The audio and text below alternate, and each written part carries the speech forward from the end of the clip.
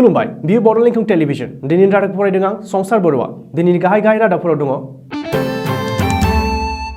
100 रां होब्लानो negative covid report मोनो कर'नानि गोदान जोलैया सिगांनिख्रुइ गिख्रंथावसिन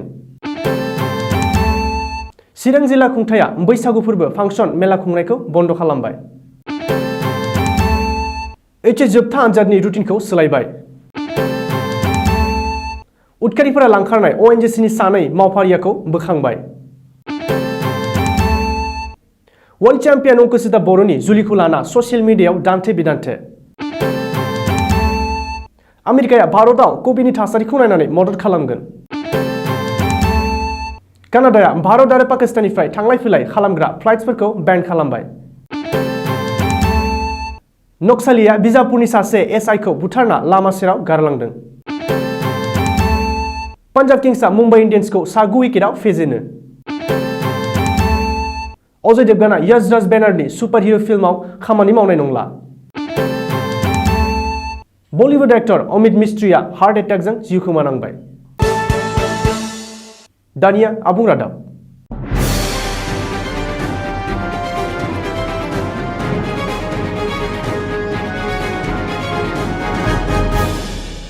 हादरनाङै कर'ना भाइरासनि गाग्लोबनाया गिख्रंथाव महर लाफिननाय समाव 100 राङावनो नेगेटिभ कोविड रिपर्ट बायना मोननाय जाथाया बयखौबो सोमोनांहोदों बे सोमोनांथाव आरो सुबुंनि जिउजों गेलेनाया गिख्रंथावसिन जाथाया जादों जोंनि आसामावनो रिपर्ट बादिब्ला सनितपुर जिल्लायाव 100 रां होब्लानो कोविड टेस्ट खालामाब्लानो नेगेटिभ कोविड रिपर्ट बानायनानै मोननो हायो सनितपुर जिल्लानि चौरिदुवाराव थानाय गं 30 बिसनानि देहा फाहामसालियाव 100 राङावनो टेस्ट खालामाब्लानो नेगेटिभ कोविड रिपर्ट फानगासिनो आरो बे खौरांखौ मोननायनि उनावनो ओनसोलनि रायजो राजाफोरा कोविड रिपर्ट लानो थाखाय होंगो दोंगो लाइन लाहैनायनि खौरांखौ मोननो हादों मुख'नो गोनांदि बुहुमनाङैनो सुबुंखौ बुथारग्लुंनाय कर'ना भाइरासनि गिख्रंथाव थासारिनि गेजेरावबो 100 रांनि थाखाय सुबुंनि जिउजों गेलेनाय जाथाया लोब्बा थानाय आरो दुथां खाबु फलानफोरनि सायाव सोरखारा मा राहा लायो बेखौ समाजआ खिन्थासिगोन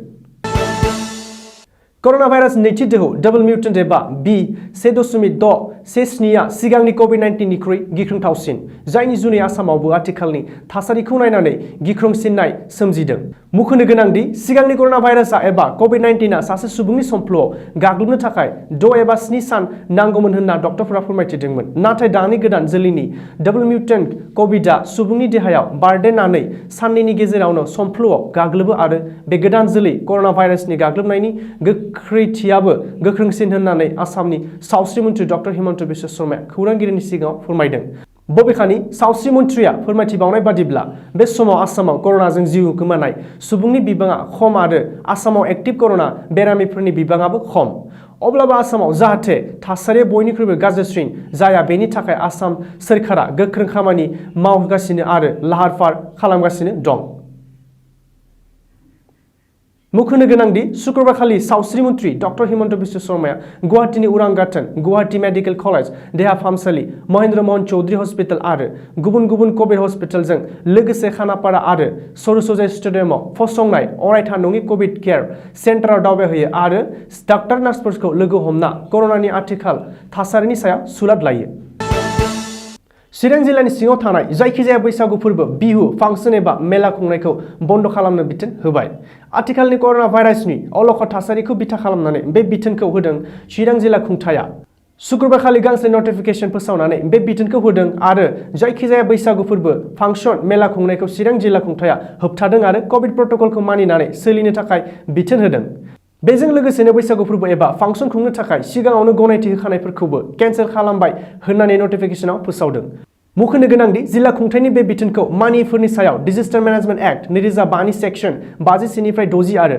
IPCC नि 188 आरो गुबुन गुबुन सेक्सननि सिङाव दाय फोनांनानै आयेनारि राहा लानाय जागोन होननानैबो चिरां जिल्ला खुंथाया रोखायै फोसावदों गिख्रंथाव कर'ना भाइरासनि थासारिनि गेजेरावनो खुंजानो गोनां एचएस जोबथा आनजादनि रुटिननि समफारिखौ सोलाय-सोल' खालामनाय जादों फैगौ 15 मे खालारखालि खुंजानो गोनां एचएस जोबथा आनजादनि एमआइएल आरो अल्टारनेटिभ इंलिश आयदानि आनजादखौ फावसायनानै 5 जुन खालारसिम लांनाय जाबाय काउन्सिलनि सुलुङा फोरमायथिनाय बादिब्ला काउन्सिलआ सिगाङावनो फोसावखानाय आनजादनि रुटिन बादियै एमआइएल आरो अल्टारनेटिभ इंलिश आयदानि आनजादखौ 15 मे खालारखालि बेलासियाव खुंनायनि बाथ्रामोन नाथाय 15 मे खालारखालि बराक सेरफाङाव भाषा दिवस फालिगोनखौ लोब्बा लानानै बै सानखालिनो आनजादखौ फावसायनानै 5 जुन खालि खुंनो गोदान समथि खालामनाय जायो ओरैहाय 19 मे खालिनो HS फार्स्ट इयारनि कम्पिउटार साइन्स आयदानि आनजाद दंमोन आरो बे आनजादनि खालारखौबो आवगायनानै 7 मे खालि थि खालामफिनबाय होननानै काउन्सिला फोसावदों।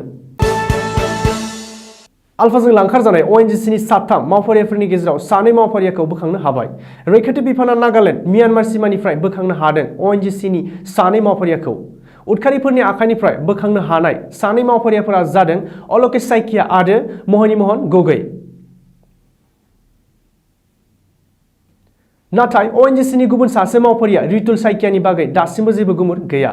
सुलुङाव फोरमायथिनाय बादिब्ला शुक्रबारखालि आसाम राइफलनि जवानफोरा नागालेन्डनि मन जिल्लायाव अपारेशन खालामनानै ONGCनि सानै मावफारियाफोरखौ उदां खालामनो हायो। बबेखानि बे अपारेशनाव ONGCनि साथाम मावफारियाफोरखौ लांखारनाय जाथायजों सोमोन्दो थानाय सा 14 दुथांफोरखौ हमनो हानायजों लोगोसे गंसे AK-47 राइफलखौ आसाम राइफला बोखांनो हायो होननानै सुलुङाव फोरमायदों। वर्ल्ड चैंपियन आरो आसामनि जाफुंसार बक्सार अंकुशिता बर'आ गावनिनो कोच त्रिदेव बराजों जुलि जाबाय। बक्सार अंकुशिता बर' आरो त्रिदेव बरानि जुलिया बृहस्पतिबारखालि समाजारि नेमखान्थिनि गेजेरजों जादों। गाबोन रबिबारखालि त्रिदेव बराया गुवाहाटीआव रिसेप्शन पार्टीबो लाहार फाहार खालामदों होनना मिथिनो हादों।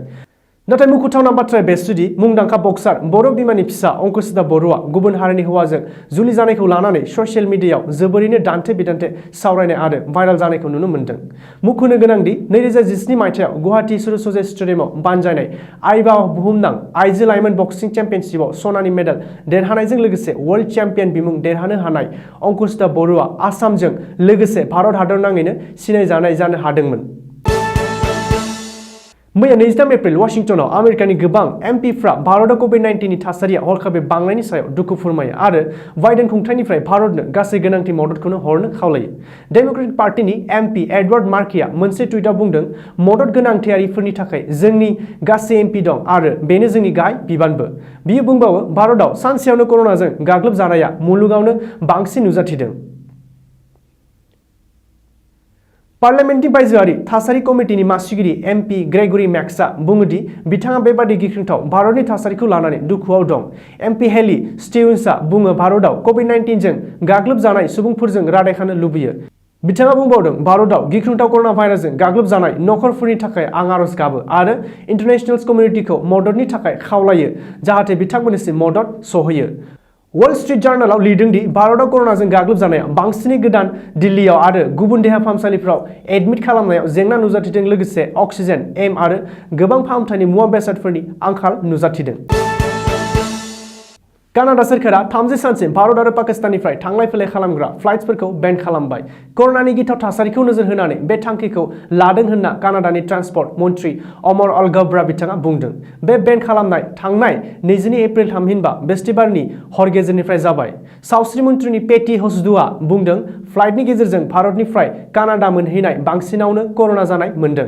बबेखानि भारतनिफ्राय कानाडा मोनहैनाय कर'ना साग्लोबसार जानाया खमैबो 5%। बेबादिनो पाकिस्ताननिफ्राय कानाडा मोनहैनाय कर'ना साग्लोबजानायनि अनजिमायाबो गोबां। बेफोर गासै थासारिखौ नायनानैनो कानाडा सोरखारा भारत आरो पाकिस्ताननिफ्राय थांलाय फैलाय खालामग्रा गासिबो फ्लाइटखौ 30 सानसिम बेन खालामनाय जादों। थांनाय 21 एप्रिलाव छत्तीसगढ़नि बिजापुर जिल्लायाव मोनसे गिथाव जाथाय जादों। सुलुङाव फोरमायनाय बादिब्ला 21 एप्रिलाव पलनारनिफ्राय एसआइ मुरली तातीखौ नक्सलिया खावनानै लाङो। बबेखानि नक्सलिया मैया थामहिनबा 23 एप्रिलाव हरनि समाव बुथारनानै गोथै सह'खौ गंगारलुरनि लामा सेराव गारनानै गालाङो। लोगोसेनो मोनसे फोरमानलाइबो गालाङो। जाय फोरमानलाइयाव मुरली तातीखौ 2006 मायथाइयाव सलवा जुदुमाव थाफानाय आरो गामिनि सुबुंफोरखौ मोजाङै थानो होयैनि दाय लागायदों। मैया चेन्नाईनि एमए चिदम्बरम स्टेडियामाव पान्जाब किंग्सआ मुम्बाइ इन्डियान्सनि हेंथायै गेलेदोंमोन। गिबियाव मुम्बाइ इन्डियान्सआ बेटिं खालामना केप्टेन रोहित शर्मानि 63 राननि हेफाजाबजों मुम्बाइ इन्डियान्सआ 20 अभाराव सा 6 विकेटआव 132 रान टार्गेट होयो। मुम्बाइ इन्डियान्सनिफ्राय रोहित शर्माया खनब्रै फोर्स आरो खननै सिक्सार गासै 63 रान बुयो। नैथि इनिंसआव पान्जाब किंग्सआ 17.4 अभाराव 132 रान बुनानै टार्गेटखौ आबुं खालामना देरहानो हायो। देरहानो हानाय हान्जानि हिर' अफ द मैच मोननो हानाय केएल राहुलआ 52 बलाव खनथाम फोर्स आरो खनथाम सिक्सार्स बुनायनि हेफाजाबजों हान्जानिफ्राय 60 रान बांसिनै बुयो आरो क्रिस गेलआ 35 बलाव खनबा फोर्स आरो खननै सिक्सार बुनानै गासै 43 रान बुयो। मुंख'नो गोनांदि पान्जाब किंग्सआ फारियै खनथाम जेननायनि उनावहाय बे गिबि खेब देरहानाय आरो दासिम पइन्टस टेबोलाव 4 पइन्टस आरजिनानै 5थि फारिलाइयाव दावखोबाय। साननैसो सिगां अजय देवगनखौ यशराज बेनारनि सुपार हिरो सावथुननि थाखाय साइन खालामदों होनना मिथिनानै मोनदोंमोन। नाथाय मिडिया रिपर्टनि बादिब्ला अजयआ बे फिल्माव बाहागो लानायखौ ना खालामदों। बेराफारसेथिं बलिउड हांगामानि रिपर्ट बादिब्ला अजयनि आखायाव दासान्दि गोबां फिल्मफोर दं। बेबादि थासारियाव थि डेट होनो हानाया जाथाव नङा। बेनि थाखायनो अजयआ यशराज बेनारनि सुपार हिरो सावथुनखौ नागारनांगौ जायो। रिपर्ट बादिब्ला बे फिल्मनि बाजेटआ खमैबो 180 कोटी रां आरो अजयखौ बे फिल्माव सुपार भिलेननि आखुआव नुनो मोनगौमोन।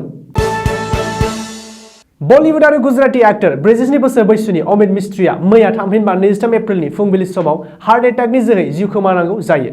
बिथाङा थांनाय साननैसो सिगां एक्टर नासिरुद्दीन शाहनि वेब सिरिज बैंडिज बैंडिटआव मैखोम आखु लादोंमोन। बबेखानि बिथाङा बलिउड फिल्म क्या कहना 41 की लास्ट लोकेल 99 सॉरी इन द सिटी यामला पगला दीवाना बे यार ए जेंटलमैन बायदिफोराव फाव खालामखांबाय। दिनैनि रादाबा एसेनोसै। गोजोन्थों।